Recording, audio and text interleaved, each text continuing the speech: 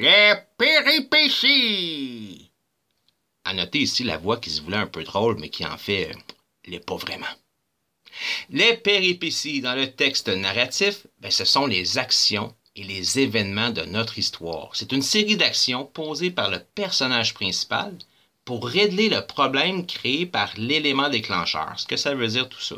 Souvenez-vous de l'autre capsule vidéo ou de ce qu'on a vu en classe. L'élément déclencheur, c'est un problème. Et à cause de ce problème-là, notre héros, notre personnage principal, va devoir faire un paquet de trucs pour essayer de régler ce problème-là. Mais le paquet de trucs, c'est ça. Ce sont les genres de petites histoires dans la grande histoire.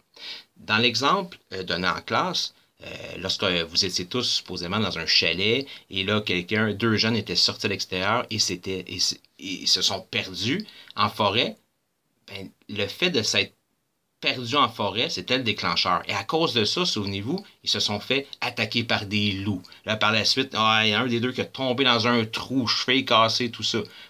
Ça, c'est ça les petites histoires dans la grande histoire. C'est ça, c'est ce que je veux dire.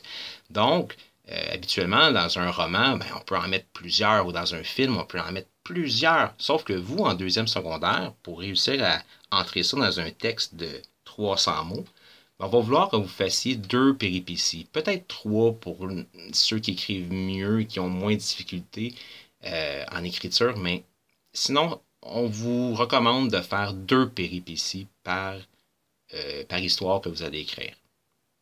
D'environ 100 mots chacune, les péripéties.